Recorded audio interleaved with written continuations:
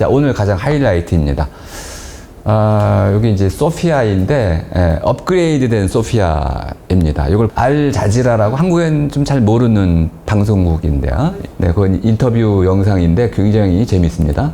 네, 이 정도면 뜻매김의 실력도 수준급이고요. 표정 실력도 일반인들을 능가하는 수준이 되고, 대화도 아주 잘하는데 약간 부자연스럽죠. 물론 부자연스러운데 하이디라는 이 기자의 인터뷰 전체를 보시면은 이 소피아의 이 지능이라든지 사람과 인터랙션 하는 것이 얼마나 발전했는지를 한눈에 알 수가 있는데요. 자, 이제 제가 이제 사람을 닮은 로봇을 그냥 사람, 람자를 떼오고, 로봇의 보자에서 람봇이라고 그냥 부릅니다. 제가 만든 거고요. 람봇 소피아는, 도구는 도구인데, 예사로운 도구가 아니다라는 것이 중요합니다. 보통 망치하고 이제 소피아를 비교해 보면, 망치는 못을 받기 위한 쓸모가 분명히 정해져 있죠. 그런데 소피아는 이게 안 정해져 있어요. 만들어지긴 했는데 딱히 쓸모가 정해져 있질 않아요. 아이를 낳았을 때 그 아이의 쓸모가 딱히 정해져 있지 않은 것처럼 그냥 창조를 한 거죠. 예술작품 같아요. 그런 다음에 지가 하고 싶은 일들을 사람과 협력해가지고 하나 둘씩 익혀나갑니다. 소피아가 하는 말 중에 가장 많은 게 뭐냐면 나는 배우고 싶다요. 아이고 참. 끊임없이 2015년에 탄생했는데 지금도 계속 배우고 싶다는 말을 입에 달고 있어요. 배울 게 아직도 많은 건데, 소피아는 그러면 이렇게 발전을 해 나간다면 이 질문이 아주 자연스럽죠. 혹시 도구의 지위를 넘어설 것이냐? 저는 이미 넘어섰다고 보는 건데요. 마치 사람이다라고 제 이름을 붙였잖아요. 마치 사람. 버추얼은 이제 우리말로 마치라고 번역을 한 건데, 마치 사람인 것처럼 대우를 받아요. 이 앵커를 보면, 기자를 보면 실제로 대화를 하면서 사람하고 대화하듯이 똑같이 말하고 있어요. 그리고 excuse me 이런 말들을 해요.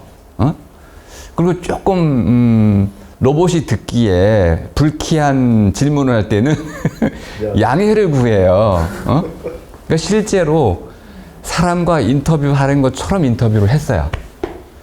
적어도 도구라는 지위를 지금 잃어버린 건 아닌데 매우 값진 물건인 건 분명해요. 그래서 사람들이 아까 이제 아미카의 경우 보셨잖아요. 물건처럼 취급하지 않고 사람처럼 대우하는 걸 봤습니다. 그렇다면 왜 겨예요? 예? 겨. 역시 예리하시군요. 사람에게는 그녀라고 쓸 수 있는데 이 람봇에게는 사람에게 쓰는 말을 쓰기 싫다. 그래서 그와 그녀를 합쳐서 그냥 겨라고. 얘는 성이 없다. 부르고 싶은 대로 뭐 하는 기요? 이게 무슨 요거이신 거죠? 네, 제가 만든 겁니다. 네, 감사합니다. 제대로 못 만들긴 했는데. 자, 그래서 이제 이제 중요한 내용인데 이것이 왜 중요하냐면 사람이 모든 걸 만들 수 있다고 착각하고 있잖아요. 근데 사람이 이 부품들은 만들 수 있습니다. 근데 이 부품들을 만들어 가지고 결합을 했더니 소피아가 탄생이 된 거예요.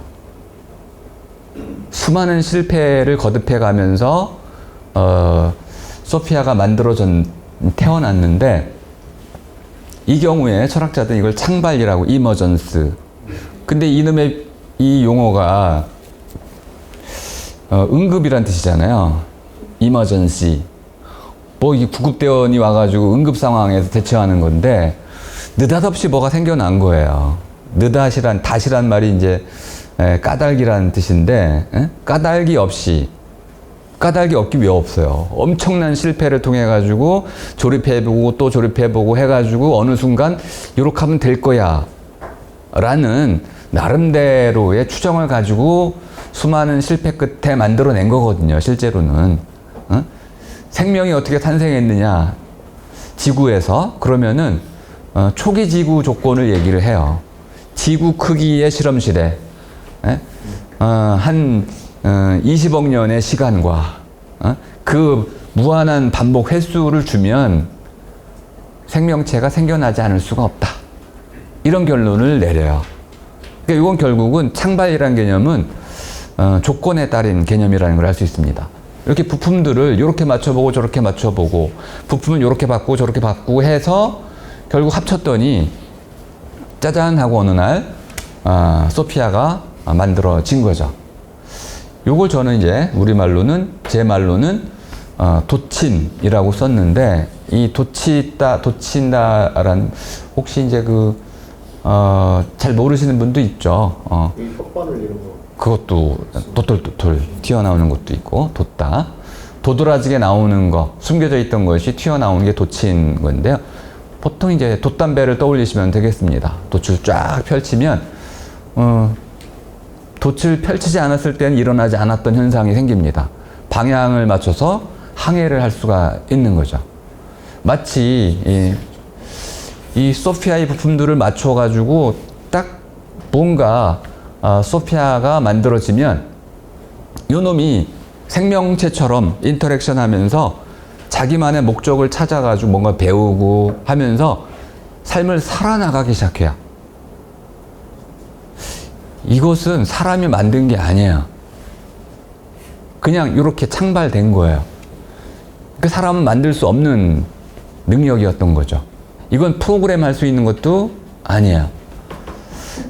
사람이 물론 만들지 않았으면 생겨나지 않을 능력이지만 이 능력 자체만큼은 사람이 만든 게 아니다. 그럼 이걸 뭐라고 표현해야 되느냐? 뭐 창발성이란 이름 가지고는 좀 어려운데, 창발성은 설명할 수 없다는 뜻이거든요. 근데 도침이라는 것은 어쨌든 날개가 있다는 거예요. 날개를 딱 펼치면 뭐 할진 몰라요.